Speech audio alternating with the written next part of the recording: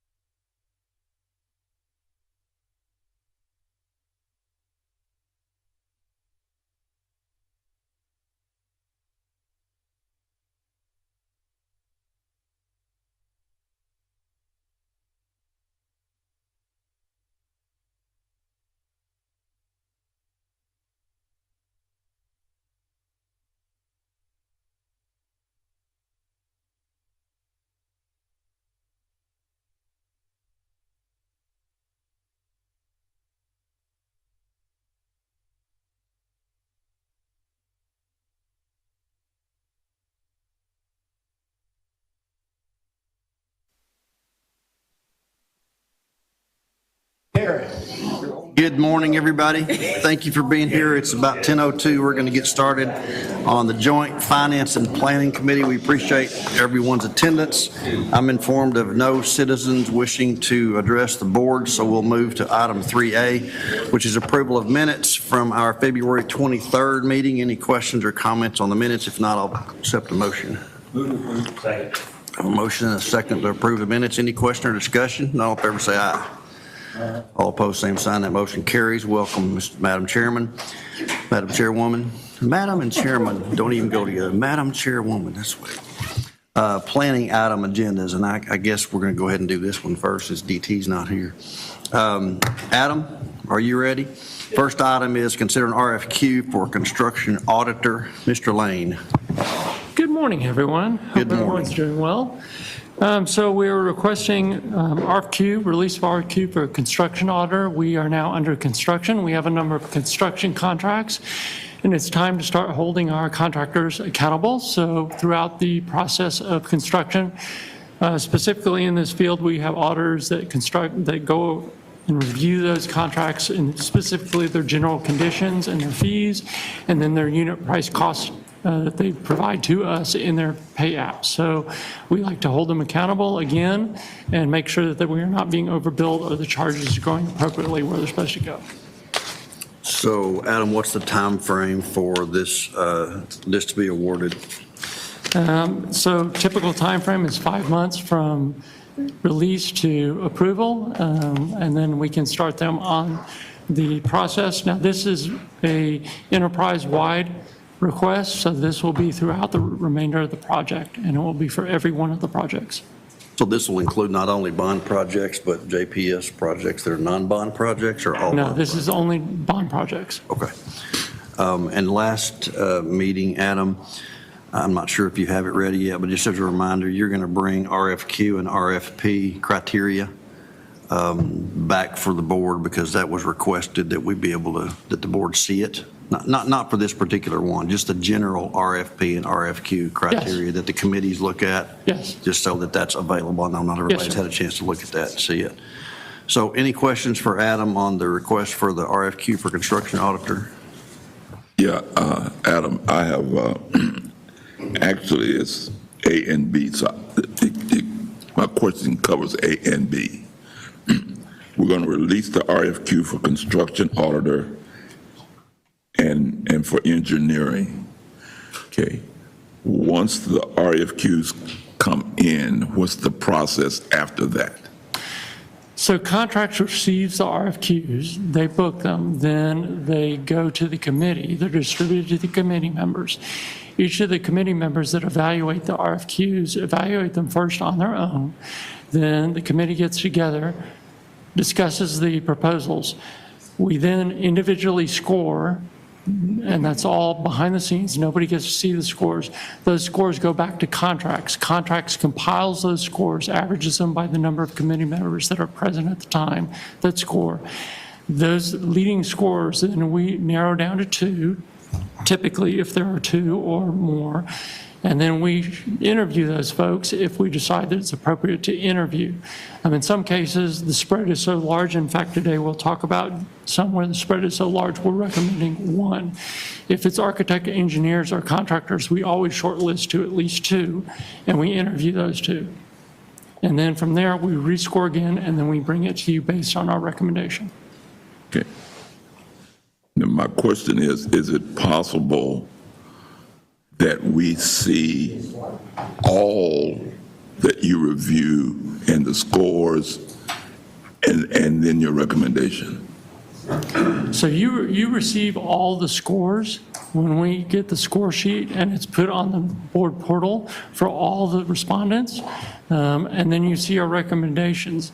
I don't believe all the proposals are put on the board portal, and contracts is the one that loads those onto the board portal. I think they only put the 2 that are recommended. But I don't see any reason why you can't look at all of them. Well, correct. We had discussed the process with the board early on, and so what we load is all of the summary of the scores and the top 2 responses. That's what the board had requested previously, so that's what's loaded today. Okay. Other questions for Adam? Okay, if not, we need a motion to approve the request to send out the RFQ. Second. Zimmerman, second. Mr. Davis, thank you. Any question or discussion? All in favor, say aye. Aye. All opposed, same sign. That motion carries. Adam, you're still up. Yes, RFQ sir. for engineering and architectural services. So this is a request for release for E&A services, engineering and architecture for the TSP upgrades. Originally, this project was going to be at the tail end of the bond, but as we're doing the final design of the PEC, which included a generator for the PEC and a generator yard and all the associated equipment with that, we had an epiphany that as we were upsizing the future central plant, or the existing one that's going to be the future that serves that, we're upsizing that generator. It didn't make sense to buy another generator and spend an additional $500,000 when we can do that now and put it in place. So it's a cost savings of at least $500,000. That's still being priced out by Vaughn. So it makes sense to forward load this, go ahead and upsize the generator now and not waste money. And again, it also has a joint commission ramification of one less generator we have to maintain for joint commission. So I'm really excited to bring this one forward because it saves money. Excellent. Thank you. If you haven't had an epiphany related to a generator, see Adam. Any questions or discussion, Adam? Thank you for that initiative. Now, be in motion. Dr. Casey, Dorothy, second. Any question or discussion? All in favor, say aye. All opposed, same sign. That motion carries. And next, we have RFQ for building, life safety, fire code, and environmental for care consulting services. It's a mouthful. So we received 2 respondents from this. One respondent had no minority business background. Jensen Hughes, who we were recommending, did. They scored higher of a score of 84 to 51. You may recall from the IRMA project, Jensen Hughes did our life safety assessment of all our buildings. The quality of work is exceptional, and that showed through in their proposal. We judged them solely on their proposal, but they provided examples in their proposal.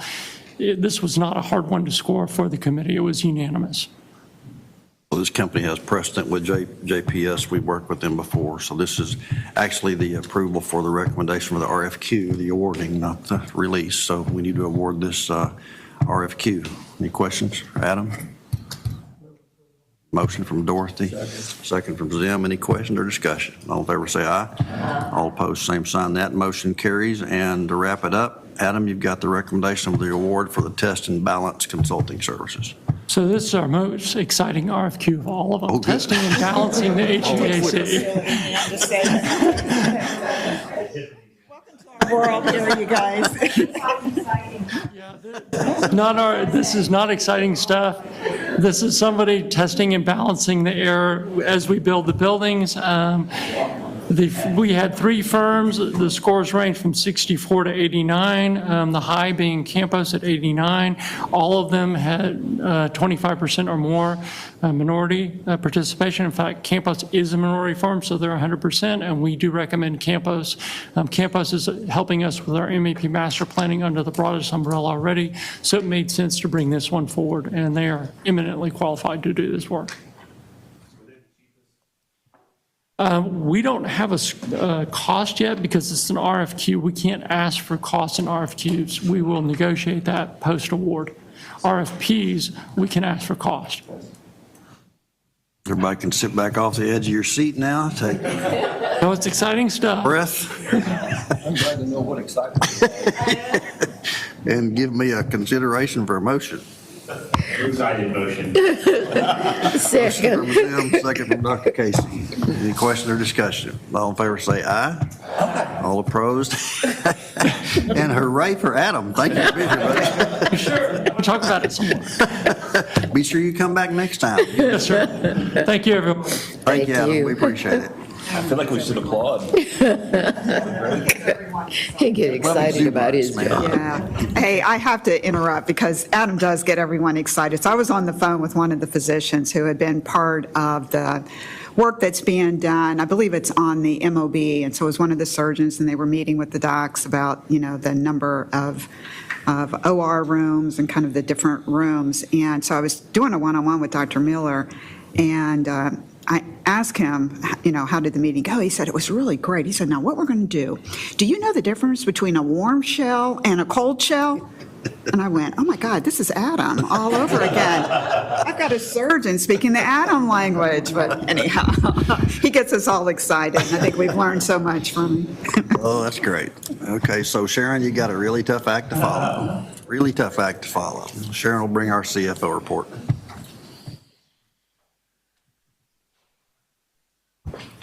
I've learned over time. I was.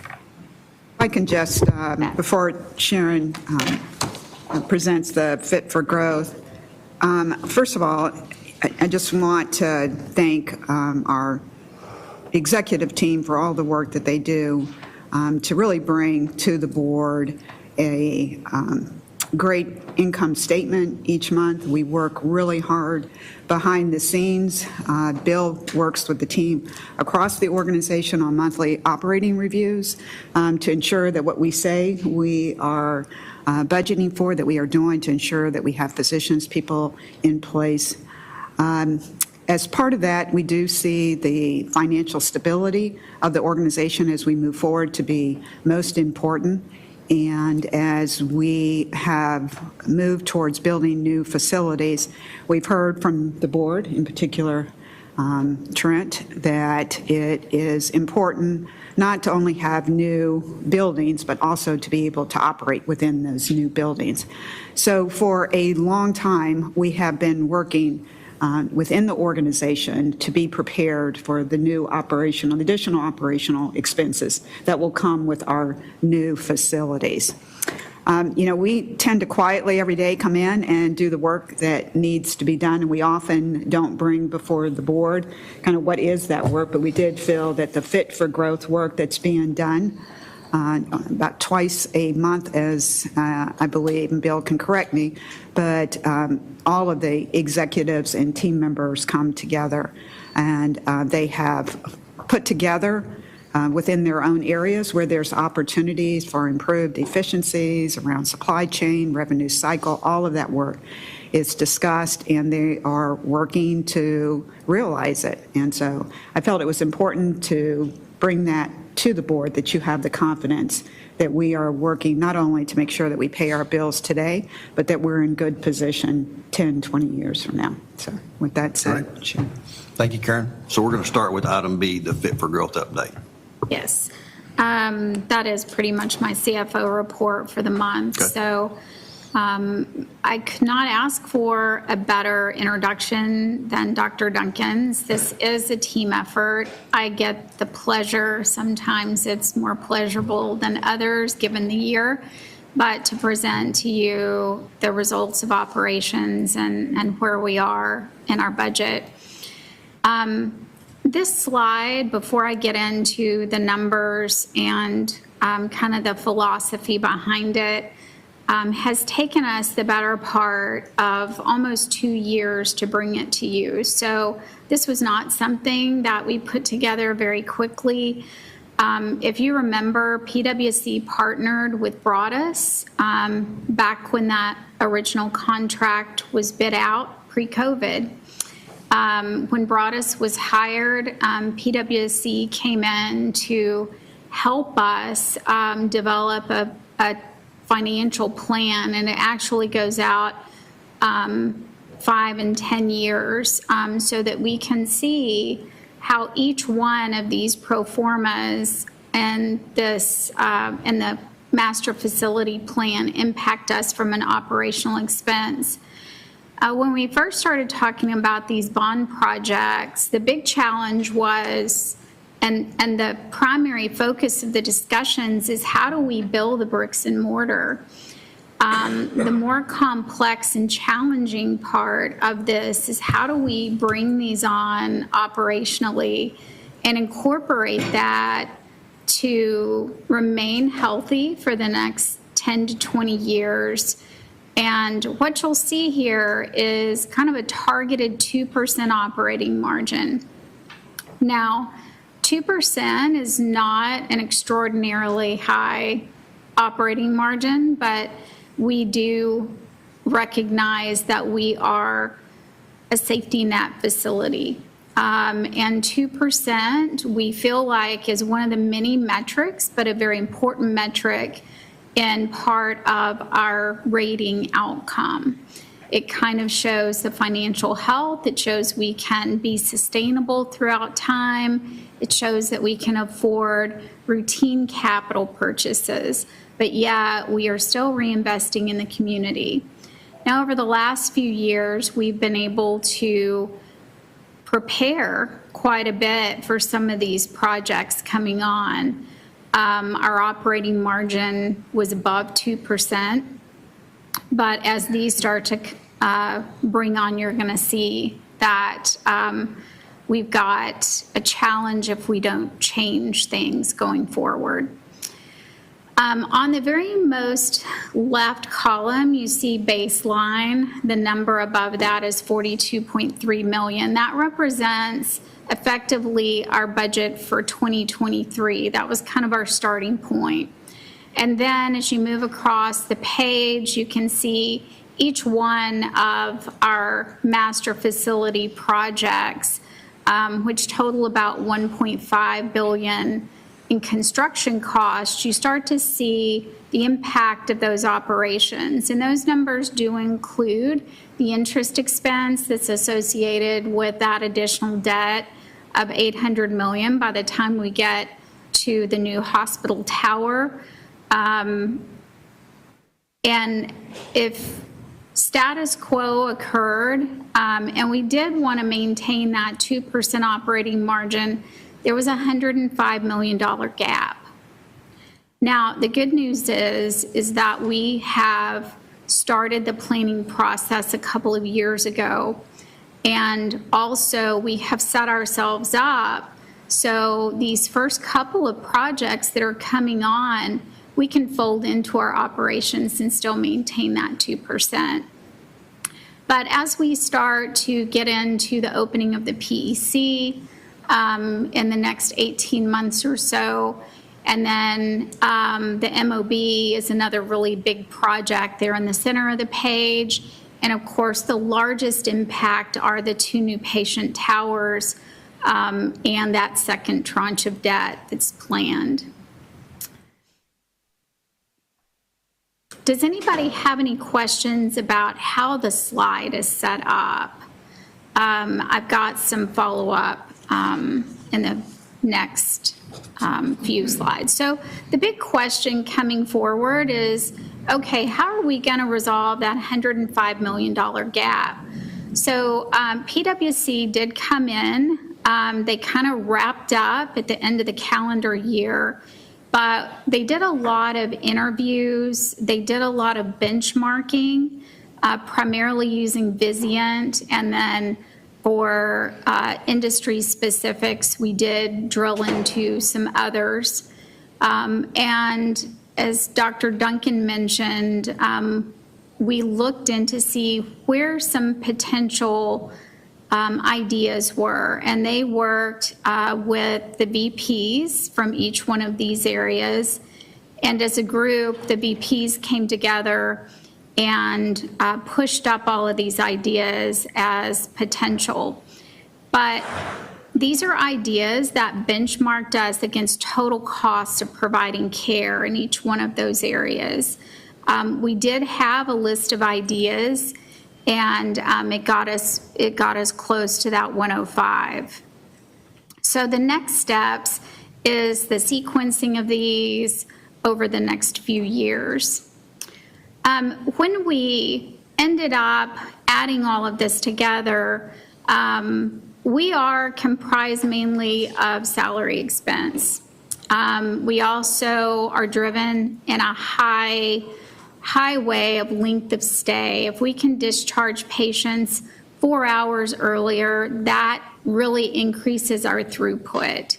So a lot of those patient care savings that were identified are around length of stay. It's also around staffing and skill mix.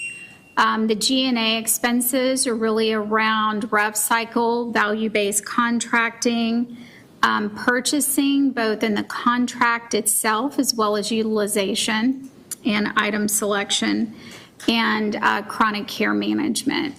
And then the support services, which are not a large part of our total expenses.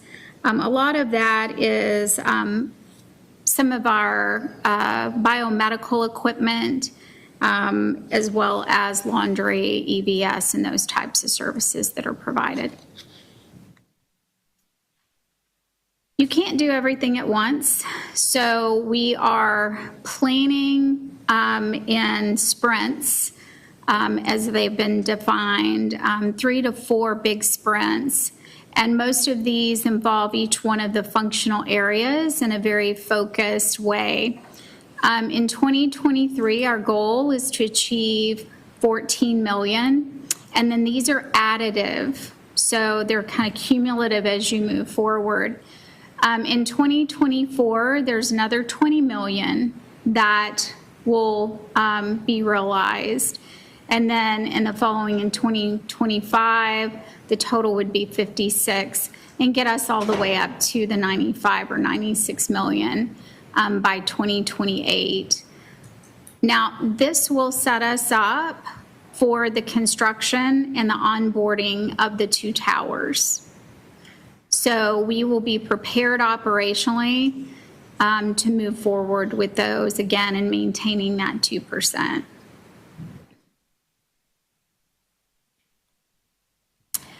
There may be some additional investments of either staff and or capital to achieve some of these. As you can see, the range here is pretty large, anywhere from 2 to 15 million.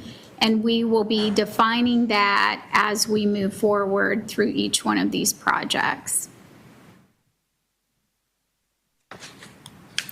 But that is kind of the summary of where we're going. We did cover this information with the bond rating agencies when we had the opportunity to meet with them a few weeks back, and it was very well received. So Sharon, have you graphed this against projected budgets for the next several years so that we can see what the overall revenues over expenditures look like relative to these assumptions?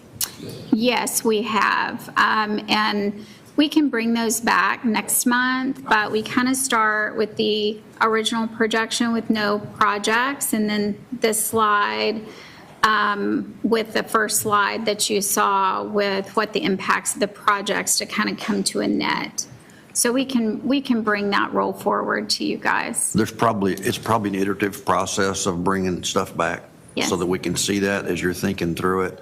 I think one thing that becomes really important is that we all understand your assumptions, because the assumption relative to the increase in valuation is a gigantic assumption, as is the inflation assumption.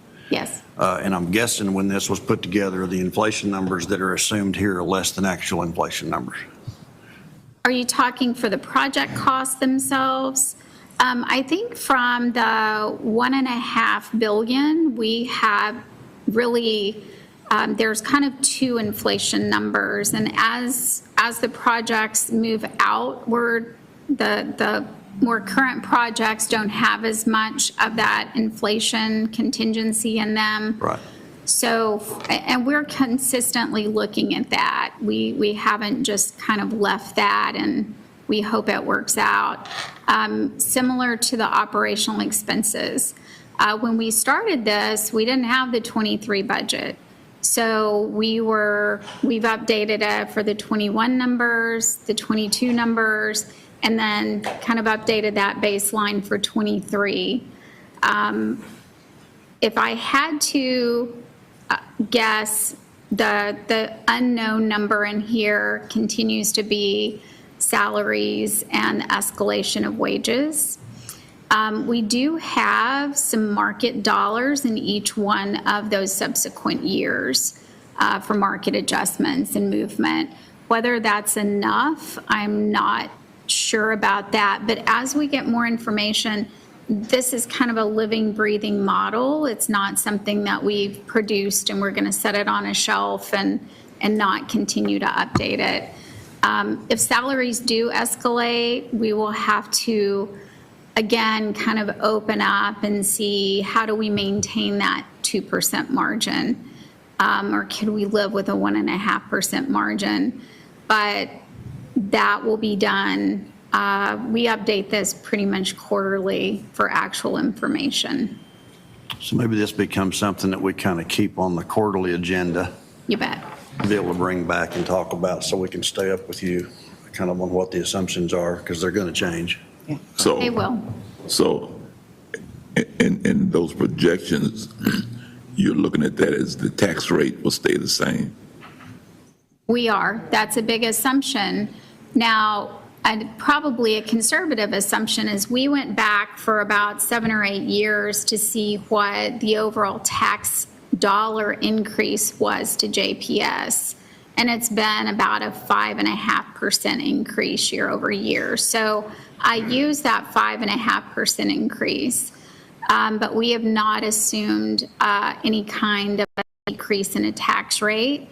Again, similar to salaries, if that were to occur, we would have to go back in operationally and find those dollars through services or some other efficiency or reduction.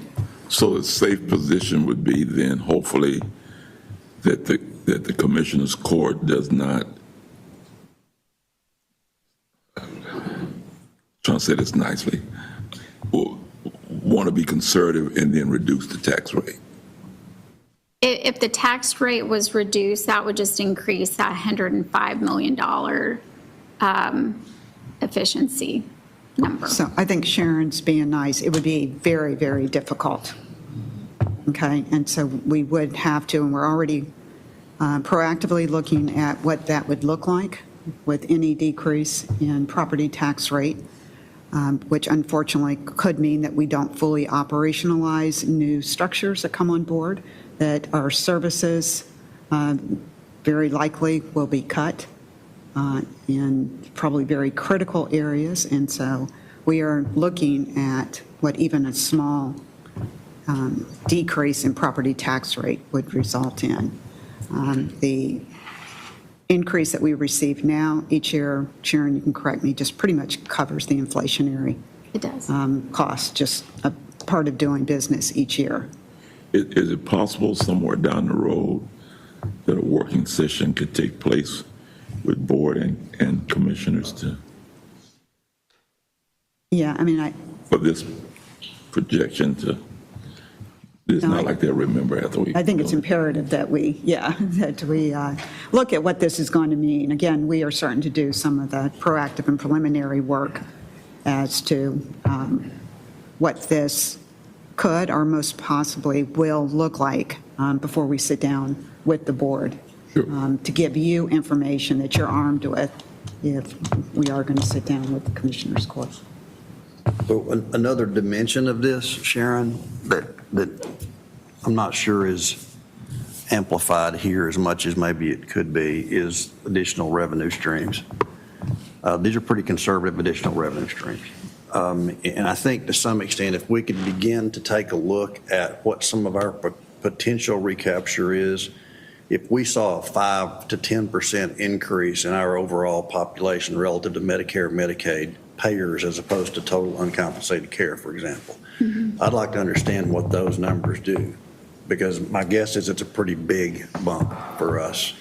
So part of this entire effort, as we look at the conservative notion of protecting our expenses and trying to drop them as much as we can, becomes, in my mind, the need to really be aggressive about identifying new revenue streams. And honestly, our biggest one is trying to reduce the proportionate cost of uncompensated care relative to our payer index, right? So that's a piece of it I'd like to see us continue to bring back as well, because there's, I saw some statistics over the weekend, the number of patients that are leaving, not just the JPS, but every emergency department relative to the percentage that actually have a primary care physician, for example, is really amazingly high. there's a lot of people out there that still don't have PCPs, that leave the emergency department and do not have any connection back with the hospital whatsoever. A astounding number of those are Medicare, Medicaid patients, not to mention the commercial payers. So if JPS can harvest just a few of those patients and begin pulling them into the JPS system via the primary care physician relationship or whatever trajectory we want to establish to try to increase that, that relationship, it's a direct impact on us. It's a direct impact on our revenues. And I think everything that we can do to start looking at how we can improve that is crucial. I mean, and I know we're going to be looking at a lot of acclaim data and a lot of acclaim discussions over the next few months. That's a big piece of it too, right? Are we completely leveraging and including all of our physician groups in a manner that tries to improve that ratio of uncompensated care to payers? So I think there's another dimension to it that we're going to have to be, and to be fair, we need to be pursuing that. We need to be looking at that every angle. 15 years ago, when Ralph and I started around here, we couldn't talk about competing with the other networks. Right. It was forbidden, right? We didn't talk about that. Now it's a matter of survival. I mean, now it's a matter of protecting our ability to serve our patients by increasing our percentage of payers. And we got to be open about that.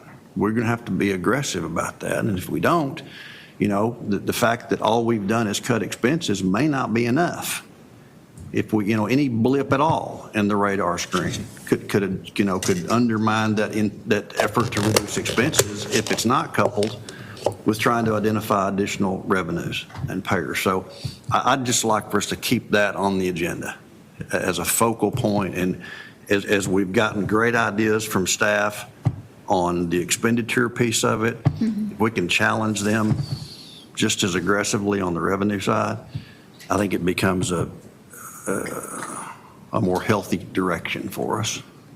So I think we have done some of that, right, Sharon, on the revenue side? I think both sides that we are looking at. Is PwC still working for us on this, or is their contract finished? Or Their contract will be wrapping up once they will help us update this 5-year plan, 10-year plan, but they just helped in the development of that. Right. The JPS team owns that financial model, and that's done out of the finance division. They did come in and really do a big lift on some of these individual projects, but their contract, I believe, will be ending sometime this year, unless we need them to come in and help us update that. But they're not the same length of time that Broadus is contracted for, if that makes sense. Well, and I guess to that point, to the extent that we see this effort needs to expand beyond what our current resources can adequately address, I would hope you'd bring that back to us and say, look, we need some additional thoughts and ideas and help about how to be more innovative about revenue stream options.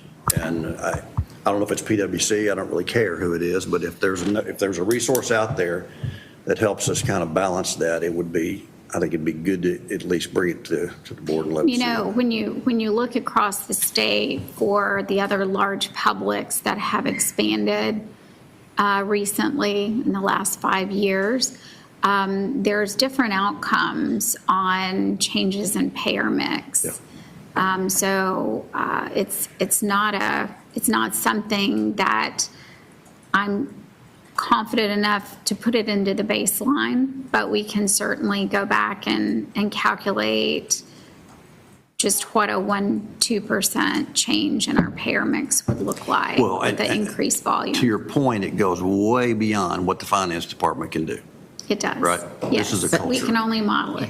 But I think on talking about that, I know that is one of the goals of the DT is on that revenue. That is his expertise. And that is one of the projects or focus that he has been asking Sharon and them to work on, and I know they are already into that process. So I think on that one, that they will be able to bring something back, because that has been a focus that DT has been working with revenue cycles, since that's one of his expertise. And for them, that is a critical piece for him to do. So I know that he's been working and looking at different ways that we can address our revenue. And I know a couple of projects that they're looking at now. So I think they'll be ready to bring something back. But They'll come back through finance, Dorothy? They'll come back through finance. I know he has been, believe me, I know Sharon has had a lot of discussion and work on that, so. Well, it's an important facet to this whole discussion. It's critical. And as long as we can keep both of them moving. It's critical, and that was one of the deals that DT was working on, starting with how we were looking at our data and making sure that that was correct and starting that piece. And so I think they are moving in the right direction and they can bring it forward. But revenue has been one of the key, identifying some additional revenue streams and how we can address that. It's been a focus of DT, and I know he and Sharon have had many meetings on that. Yeah. Well, the Fit for Growth idea is a great idea, and we've got to continue pursuing that as we can flesh it out more with ideas relative to revenue. It just makes it that much stronger. Yes. And just one final comment, Reverend Emerson's education to Commissioners Court. It is very common when new debt is issued by a hospital district that you do have an increase in your tax rate. And we have worked really hard to be able to take on, $800 million of debt, as well as the increased operational expenses for these projects within the current tax rate. So there has been a lot of hard work to maintain these costs to date. So There's always an increase. I don't think it's said, I don't think I said exactly that. I said it's not unusual for there to be an increase. I know that just in talking with my peers, often when, and it's not always as large, like when you're building a new facility. San Antonio went through it in the last 5 to 8 years, and then of course Parkland has done that, and often there is an associated increase just to cover not necessarily the operational expense, but that increased interest and interest component of the tax rate. When we put the bonds to election a few years ago, did we market that election one way or the other? Do you know? We said without an additional tax rate increase. So we had made that commitment early on. And I think my comments are more around if there's discussion on lowering a tax rate. We have not anticipated or requested an increase for the interest component of the tax rate. So it was highly publicized. No that this could be increase. done without raising taxes. Yeah. Right. Bottom line. And I think that remains our It remains our goal. Yeah. But we also have to understand that the inverse of that is also, which is cutting the tax rate. Yeah. Well, and that's why your point about additional revenue is so critical. Yeah. Yeah, it is. It certainly is. It's going to be it's an everyday effort for sure. It's going to take everybody. Okay, Sharon, good report. Any other questions on the Fit for Growth? Obviously, we're going to hear a lot more about this moving forward, and looking forward to getting DT's information and integrate it into the document. Okay, Sharon, if you'll take us then to your CFO report. Does that conclude it, or do you have any specific numbers No, you want I'm to talk about? going to go ahead and move on to February if you guys are all right with that. Can move right into your financial report then. How about that? Okay. Just a reminder, February is a short month, so you're going to see some of the volumes and the trends go down. And then to complicate things, we also had a couple of ice days in February that were challenging. So surgeries got rescheduled, but some of the clinic visits did not show the same recovery. But it doesn't look a whole lot different than the prior months. Our medical surgical admissions continue to be high. Again, there was a push at the beginning of the year for proper documentation on inpatient versus observation. So you see that increased med-surg admissions. Part of that is from the observation classification. It has brought our case mix index down a little bit. If you look and compare us last year to this year, as those OBS become inpatient, and it's bringing the average down a little bit, which would be anticipated with that. Our length of stay looks a little bit high, but we had a patient that was discharged that had been here almost a year and a half. So it kind of, it skewed the calculation, and without that patient, it would be closer to the 5.85, which would be right on trend. For our outpatient stats, ED continues to be strong. Urgent care, again, impacted by a short month as well as the bad weather days. And then primary care and specialty care remain pretty constant with the prior months. Our inpatient and outpatient surgery volumes continue to be high and seem to have recovered from the last couple of years. A lot of vascular and neurosurgery for inpatient, as well as, again, some scheduling changes that have increased our ability for throughput there. Behavioral health, patient days were right on budget, but again, a shorter month has impacted them as well. Our behavioral health emergency visits continue to be strong, and we've been able to manage our outside medical services to a lower point than we had anticipated. From a physician-provider standpoint in a claim, we are right on target this month for budgeted CPT codes. And then just a point about that bottom right graph, the net operating expenses per code.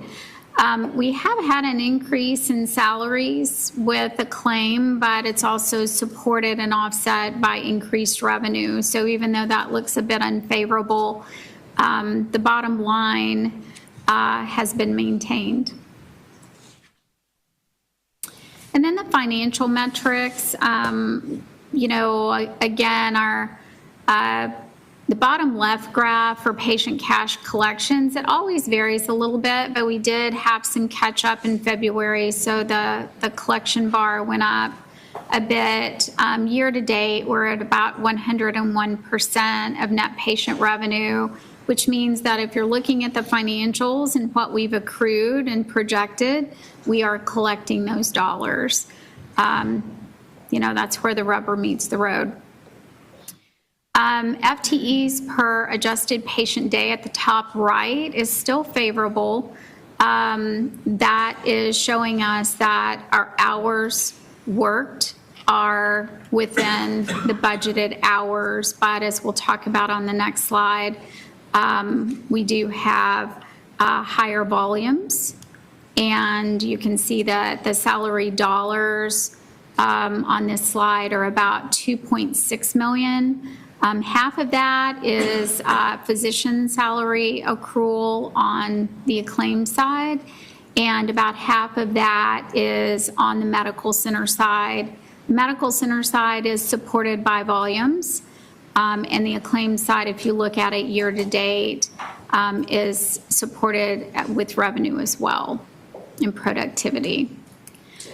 Overall, for the month of February, we had a favorable month. We were about 1.8 million ahead of our operating budget, ending the month at 4.4 million.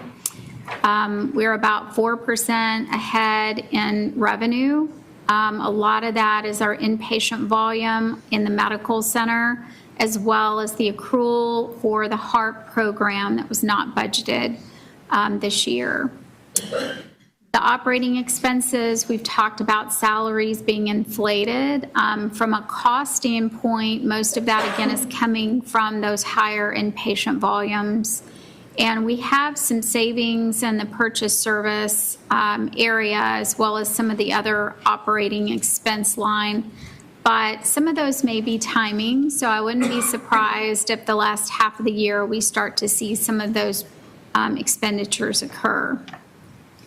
But for the first 5 months of the year, we are about $20 million ahead of our operating budget. Again, 8 or 10 million of that may be timing from an expense, but still favorable overall at just over 40 million. So is that supplemental Medicaid funding continue, is it going to continue to exceed what we've been budgeting, or is that still catching up from one time?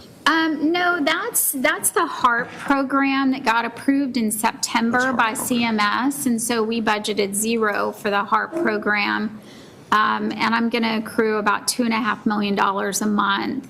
We will not receive that funding until closer to the end of our fiscal year. And when we start to see what those final payments are going to look like, last year we received about 35 million. So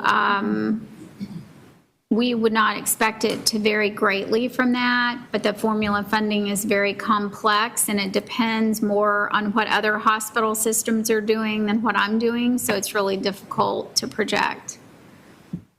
But on track, it's another $36 million. It is, and it's going to be accrued every month, so when we receive the check, there'll be a true-up, but it's not a question whether we will receive it. The program did get approved, post-budget approval. And that's an annual consideration, right? That's an annual congressional consideration? I mean, it depends on what CMS says, right? Well, CMS approved the program, so you know, for the first time in the last 3 to 5 years, I can say that the supplemental funding portion is much more stable than it has been recently. Now, the DISH program may have a decrease in the overall pool size, which is tens of billions of dollars. And that would have an impact and a decrease, but we've kind of projected for that decrease. But over the last 3 or 4 years, from a legislative standpoint, that planned pool decrease has continued to get pushed out.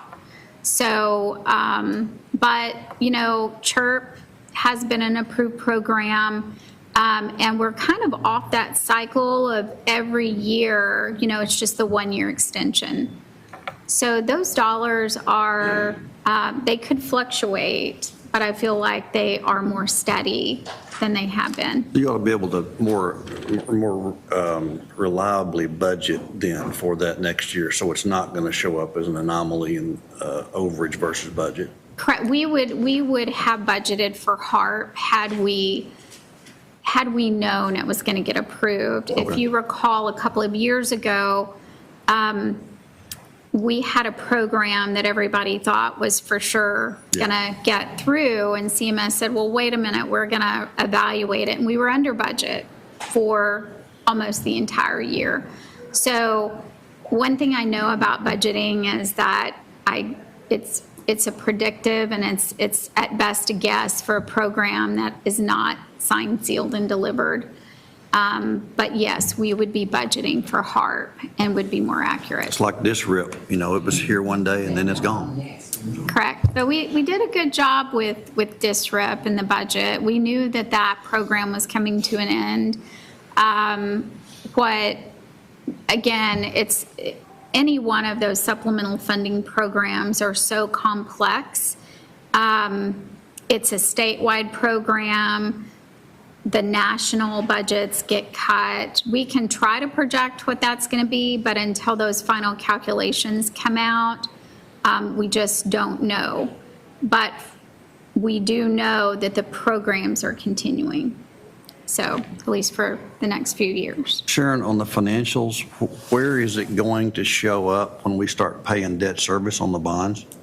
So debt service will be in, we'll probably have to break out that non-operating revenue line item to show expenses and revenue.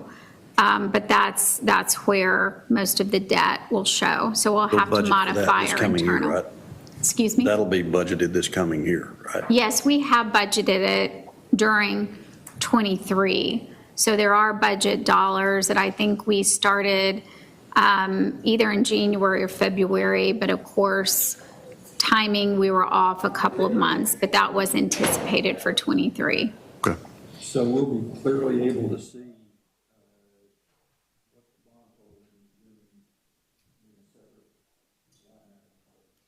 From an interest expense payment, the principal payment, you don't really see on the income statement. It'll just be a reduction of cash. But we'll be giving periodic updates on that. But that should also be reflected on the balance sheet. I mean, we should be able Yes, to track you'll be the able balance to sheet see it. relative to the income statement on that reduced cash, right? Correct. So I think the more And- we can outline that, I think Jim's point's good, and that is we Yes. need to be able to illustrate that clearly, because when people look at our budget, we want them to understand that this is how much money we're paying for that $800 million bond. Yes, Right, so that, it's that really will be clearly delineated in a separate interest expense line. It's really, our interest expense today is really immaterial. It's Right. very, very small. We are almost debt-free. The funding for the current $450 million issue, we'll receive that on March 28th, so we will start to accrue that in the following months. Yes. Sharon, one other question for you. Looking at the bottom line, 46.8% budget for the month of February and 119.9% for the year to date. We front-loaded something, or is this the trend that's going to continue? No, I don't think you can just say, oh, if we're halfway through the year, that number is going to be 70 million. I think up in the expense lines, especially in the purchase service and some of the other operating expenses, there could likely be a timing issue. So my expectation is that some of those purchase services will be over budget in the following month. So I don't think we can just double what we're seeing today. I do think that there were some timing issues, including the bonds that occurred this year. I wasn't so much considering that we were projecting to double it, but right now that's a pretty wide gap from what you budgeted to what we got in the bank. It is, half of it is probably up in the revenue section with the increased HARP money. So $12.5 million is just related to that unbudgeted item. Another $8 million or so is the higher inpatient volumes that we are experiencing this year. So those are payments that are received on that higher volume. Is there a way, I think, that, I know we get the budget for February, that you could do a futuristic budget and say, this is where it's going to be? Yes, Maybe we that can would project. help. We Yeah, can I think- project out for I think 23. that would be beneficial, because this is what we're looking at right now, and you're saying down the road, okay, just budget it, project it out so we can see it. Okay, we could do that. Harder to forecast a budget on than others, but still in all, if I was at Lockheed Martin and I saw this, I'd go out and buy a lot of stock. And as a reminder, we do have a lot of operational projects that'll be coming online in the next 12 months too, so. All right, any other questions for Sharon? Daphne, if you'll show me how to get that back like I had it all. This way. Thank you. I don't know if it pertains to this, but what's taking place in the banking situation now? Do we see that as any kind of impact to us? So our primary banks that we are using, number one, we're in very conservative investments. Also, the banks that have, I don't know if failure is the right term, but have been identified as not viable, the FDIC has stepped in and guaranteed those deposits. So from my standpoint, with the banks that we have investments with and the types of investments that we have, there's not really, it would be a very minimal risk to JPS specifically.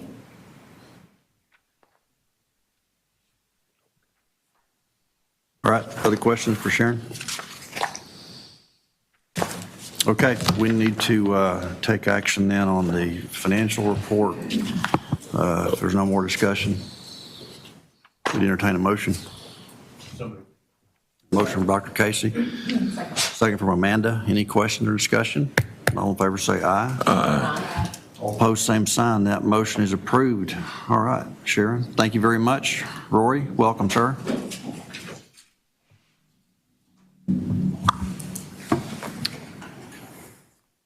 On 7B. Thank you, Mr. Chairman.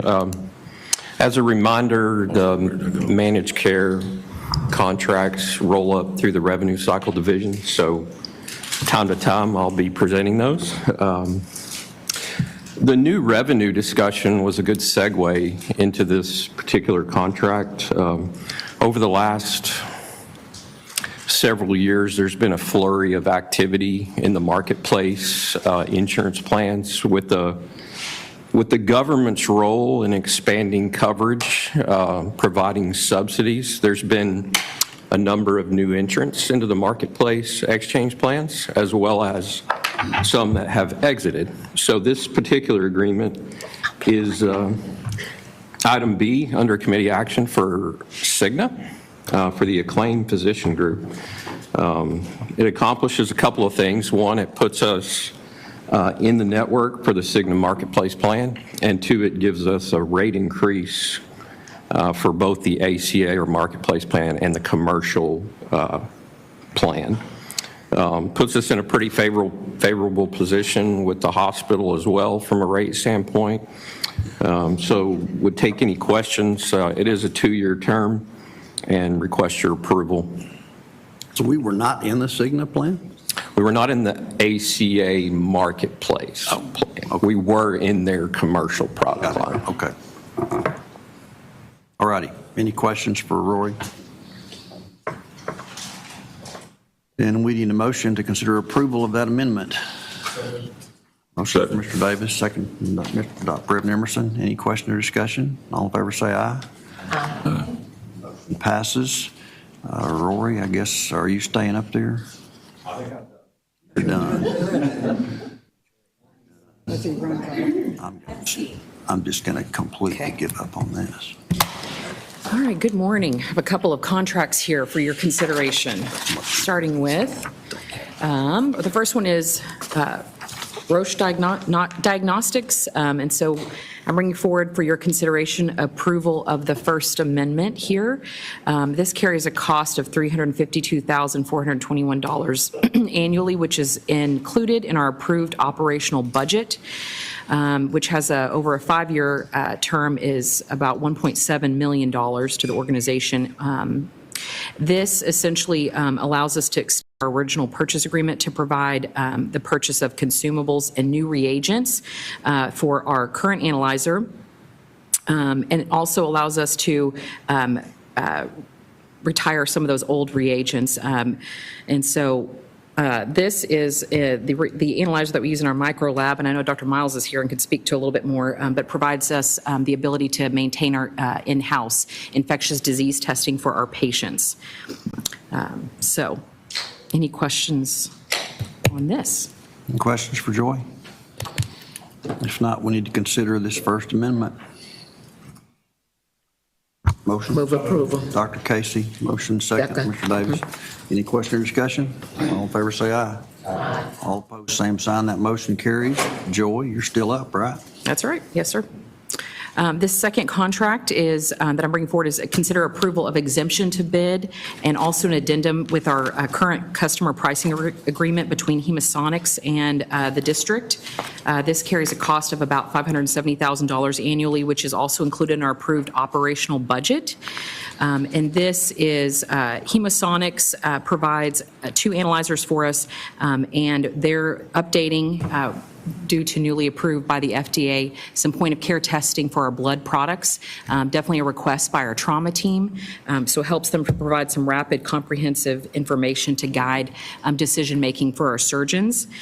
And the reason that this is an exemption to bid is those consumables are proprietary to Hemasonics. And so we're seeking your approval today for this.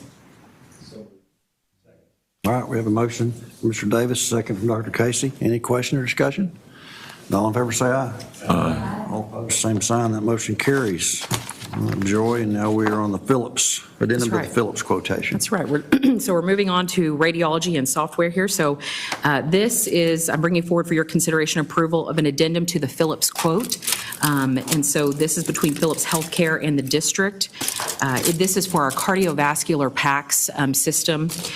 It carries a cost of $407,255 for year 1. And this is a split cost between our operational and our capital budget for the application module, user license, training, software, and support. And this allows us to implement phase 2 of our ISCV, which is our IntelliSpace cardiovascular PACS system, which interfaces with Epic Cupid. And this also provides for our physicians advanced imaging processing modules that help detect cardiac dysfunction.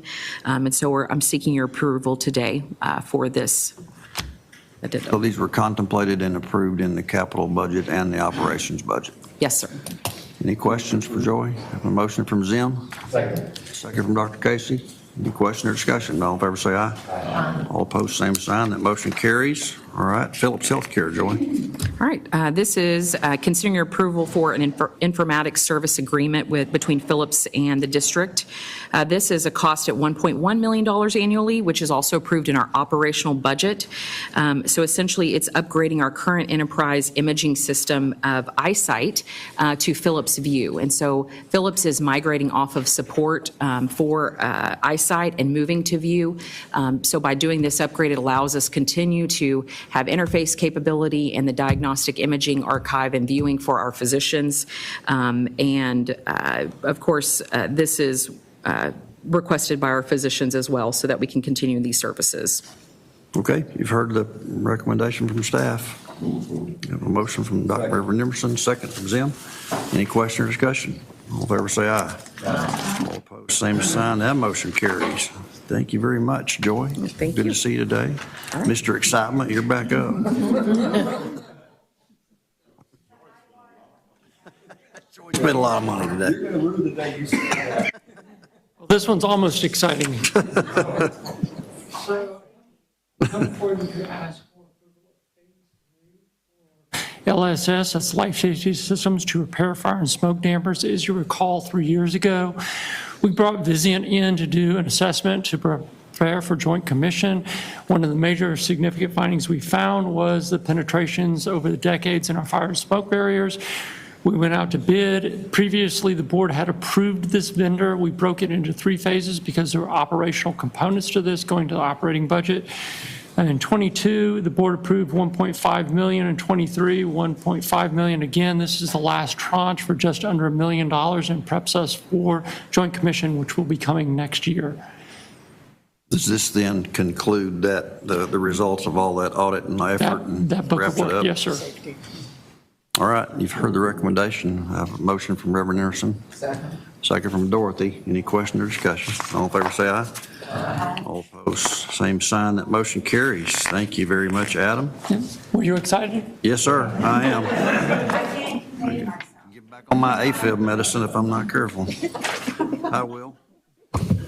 Walter, considering addendum for DIR contract between SHI and Tarrant County Hospital District. Good morning, sir. Oh, Will, how you doing, sir? I'm well. So what I'm bringing forward is two contracts that represent our enterprise agreement for Microsoft.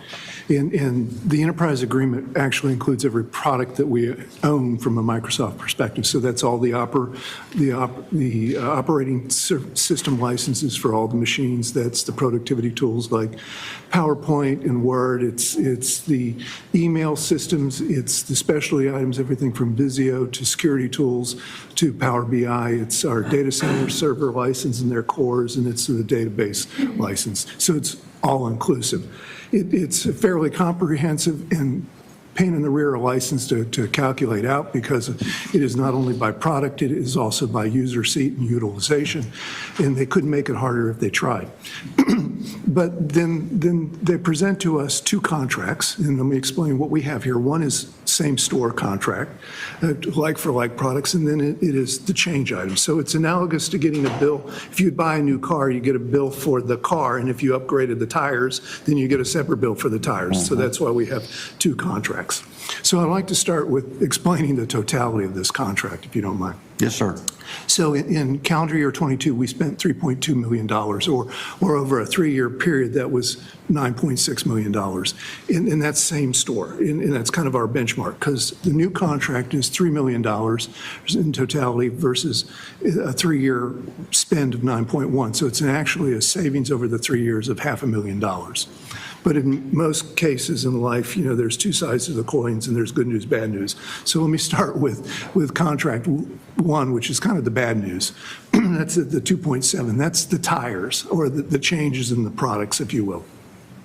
So as we were walking through the architectural plans around looking at future state with all the changes that we've got on, we realized that we didn't have appropriate license for our Epic Clarity components for our DR environment, which means that if we had to fail over, functionality would not be total, and we'd have some significant issues.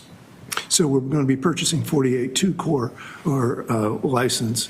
That's a 3-year hit of $2.7 million versus the current spend of 1.5, or an increase of $1.1 million. Now, the good news is that, which is contract 2, which is our overall renewal, same products, that's a $6.4 million. And in the contract itself, we are moving from the existing environment to Microsoft Office 365. That's a cloud-based environment, and we're getting away from having support and or the tools on premises, so moving to that environment. So the current spend right now is $2.6 million, or from a 3-year perspective, that's $8 million. In the new contract, that'll be a yearly spend of 2.1, or 3 years is 6.4, which is actually a $1.7 million savings over 3 years. So we're offsetting the add. We're doing this because this is part of the overall plan of a larger effort around moving to the cloud, trying to reduce costs, improve our security capabilities, and reducing the expenditure for the organization as a whole. So the total of these two contracts is an ask for $9.1 million, and I'm happy to take any questions associated with Microsoft. I'm sure there's going to be a lot of questions. Tires? That's 60,000 miles, right? Oh. Yeah, I'm surprised that we're just now making the 365 movement to the cloud, honestly. I figured we'd done that a long time ago. We have opportunities, and this is one of the first ones that we'll be making. Clearly opportunity. Well, and if, you know, to make this really simple for somebody that doesn't understand all this basically is every single machine in the place. I know. Right? Making sure it works like it's supposed to, and having it accessible to the cloud. We've been very fortunate that we've lasted this long without this. Warehouses and services. Will, thank you for bringing this forward. Any questions for Will? We'll take these one at a time. The first one being the $913,000 contract DIR TSO 4092. Move approval. Have a motion from Dr. Casey. Second from Dorothy. Any question or discussion? All in favor say aye. All opposed, same sign. That motion carries. And the second, thankfully, Will has already walked us through this one. The second contract is DR contract DR TSO 4092 renewal. So So we need a motion on that one, too. Motion from Zim. Second from Reverend Emerson. Any question or discussion? All in favor, say aye. All opposed, same sign, and that motion carries. Will, thank you, sir. Thank you Good very job. much. Appreciate you being here today. Okey dokey. We have anything for executive session? We do not. We do not. Are we done? Perfect. Done. All right, thank you for being here today. It is 11:10, and somebody passed along the DT. This is like Steve Montgomery. Look at the clock. All right, we got you out of here. Thank you all very much for being here. We appreciate it.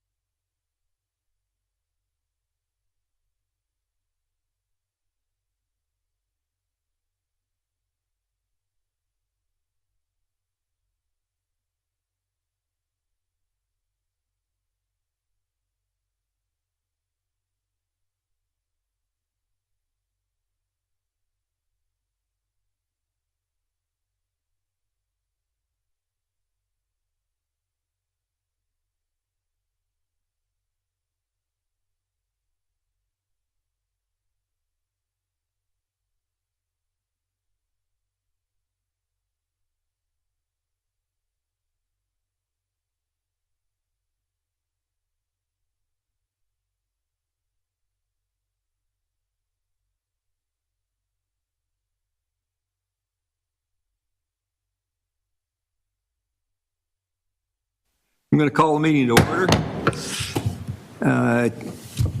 Do we have any citizens that want to talk to us? We do not have any. Okay. Approval of the minutes. Do I hear a motion? Move approval. All those in favor? Aye. Same sign, opposed? Motion passes.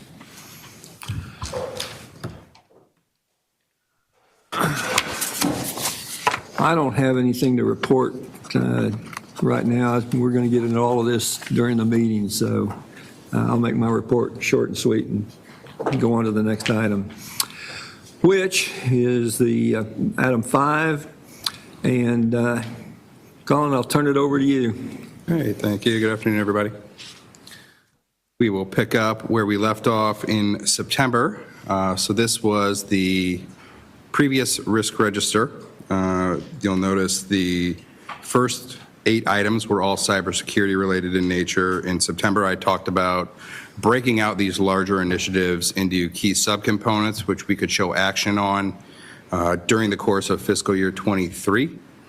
We have done that. You'll see that in a minute on the updated slide, and then Will be up to present more detailed information on cybersecurity. So that risk has just been redefined. Number 9, which was on the list, was our 2-minute rule for patient admissions. That has been mitigated. I'll speak on that a little bit later as well. Number 10 and number 11 are moving up, not because of anything that has happened related to those risks, but by virtue of the fact that other things came off the list, and so these moved up. And then number 12 on the list, which was presented last time, was mitigated, determined to be not applicable, and cleared, and then closed. We'll move on to the current risk register as of March 2nd, 2023. Our number 1 risk has to do with workplace violence, exposing employees to workplace violence. There is a committee that is part of this. As I mentioned, it moved up by virtue of other things moving down. I actually have credited control for this one, and -10, it's still number 1. That is RISE, which is Resilience in Stressful Events, which is a program related to workplace violence, which has been implemented here. So we gave credit for that score, but it still sits at number 1. And my ask of this committee is that because this sits at number 1, that there be a referral to the HR committee where this should live, where the leaders of that work group, which I believe right now are Carla and Zelia, would come present to you information on future steps, what we're doing, additional controls that should be put in place to address workplace violence. This is, as I think I said last time, a problem everywhere in healthcare. We want to see our employees feeling safe when they come to work. It is important for us. To give you a flavor of incidents that are getting reported, Q2, 163, Q3, 135, this is 2022, Q4, 178, and so far through Q1 of 2023, 109. So we're kind of in a wavy pattern. I don't know that there's anything to be deduced from those statistics yet, other than the board should have a general idea of what the plan is moving forward. So I encourage this group to refer that to the HR committee. Will's going to come up in a minute and speak on the cybersecurity initiatives, number 2 and number 5. Number 3 is Controlled Substances Act, diversion controls. We are now post-audit from Vizient, so this is the 3rd in a set of audits. So we had the 2022 mock Joint Commission survey, which had some diversion involved in it, and then we brought in Crow to do another audit, and then Vizient has done a 3rd audit of diversion. And so all of those things together are our path towards marching to better control for diversion. Active shooter events, same as last time. This one will always be hovering around the top 10, and there's very little impact we can have on it. It's always going to be very low probability, very high consequence. So 113, a total score of 13. It's hard to move that number, but we do have some initiatives in place to try to work on that. And as promised, here is Will to do a... I got a question. Yeah. You said it's kind of wavy, the incidences of workplace violence.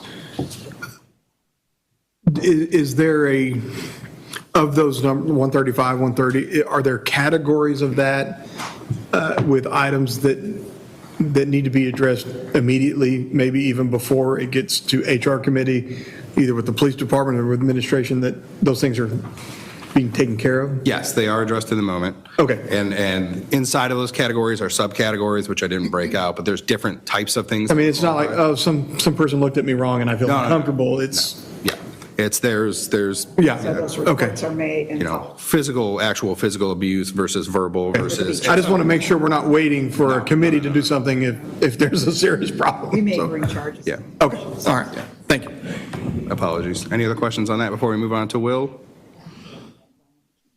All right, so as promised, we have broken out the key initiatives into specific risks, and what we're showing you with this slide is actual progress being made during this fiscal year on these subcomponents of the risk. So I'll turn it over to Will to. And to be quite honest, I'm not going to go into the detail other than to say we're moving ahead and we're on track. What I am going to talk about is it's time to change our focus, and there's two issues around that, one of which is relevancy and the second is alignment. So 3.5 years, maybe even 4 years ago, the security team came forward and said, here's the key initiatives that we needed to move forward on. And they were very ethereal. There was foundational components that need to be put down in place. But we need to check the relevancy of some of these key initiatives. So for instance, security education was a key initiative. Well, at this point in time, it's really just an activity in the normal daily life of the organization. We do phishing education, we do phishing testing, et cetera. It's not it's important, but it's no longer a key initiative. The second is alignment. We'll still focus on network segmentation, and that's how we manage the communication traffic within the organization. But we need to align it to where we're going. I can spend a lot of time thinking about what my network looks like right now, but we all know, and Adam's presented to us multiple times, we're about to go through some significant changes from an organizational and facilities perspective. That's going to redefine what my network looks like. So it makes little sense to define what the network is in the current state. I need to align it to what it will look in the future. The second part of this is really taking those controls and aligning them to real-world practicalities.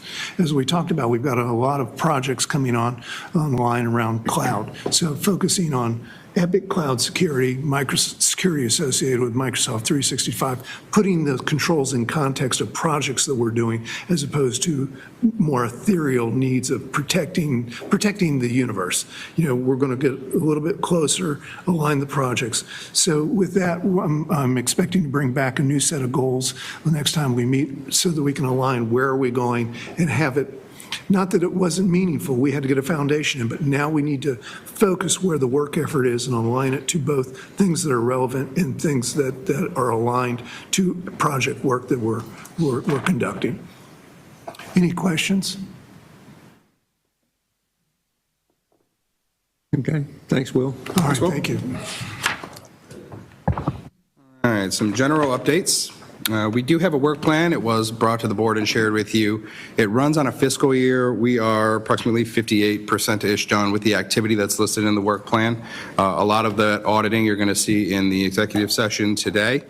And we are actually going to move to a 3-year cycle instead of a 1-year cycle. It's not like risk lives in the context of a fiscal year. So we're going to have a larger plan, which we will bring to the board and provide to you that encompasses both risk and healthcare trends, and we get that from some vendors that we do business with that do forecasting, and so it's a little bit of both, along with continuing to work on the items that were on the FY23 plan that we haven't completed yet.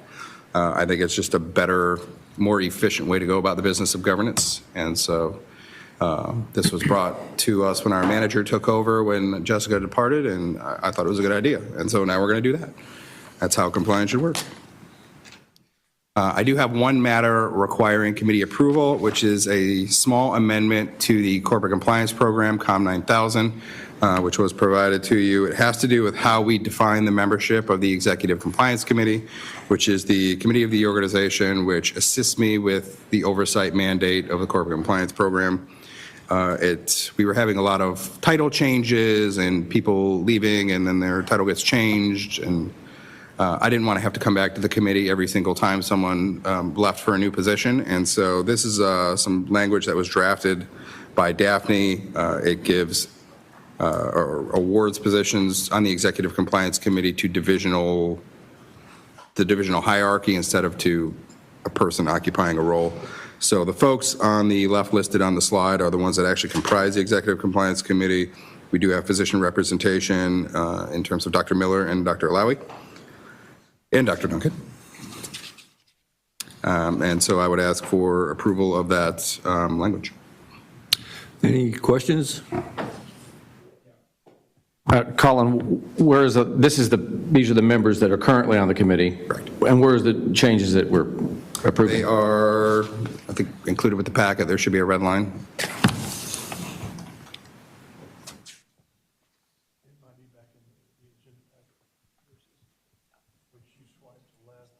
Yeah, I've got it pulled up.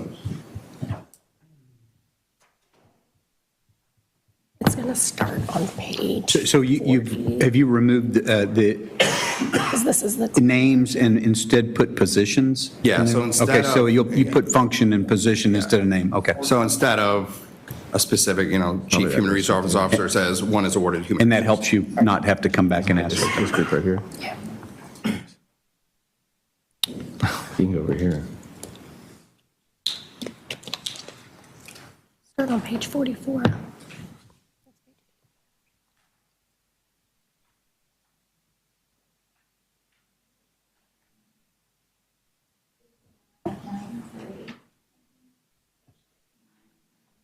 She's at page 59.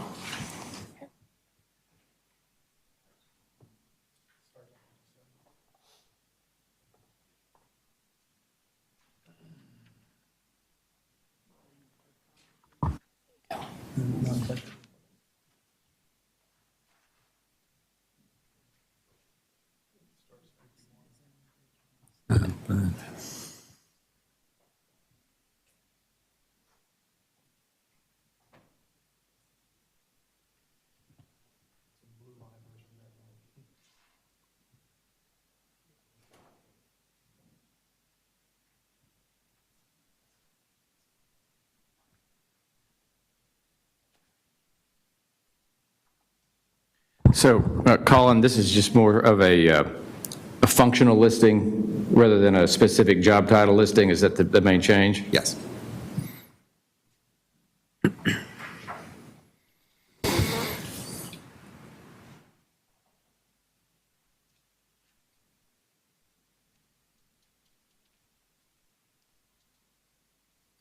You right now? Yeah. Okay. I'm good. Any other questions or discussion? Then I'll take a motion. Blake first, Dorothy the second. All those in favor, say aye. Aye. All those opposed, same sign. Motion passes. Okay, thank you for that. And just as a heads up, we'll be coming back, as I always do, periodically with updates to the corporate compliance program. The Department of Justice issued new guidance in March, which we are digesting, that has to do with compliance programs. And so to the extent that we want to amend the compliance program to reflect that, we'll bring back those changes and I'll discuss them in depth. That's all I have for the open.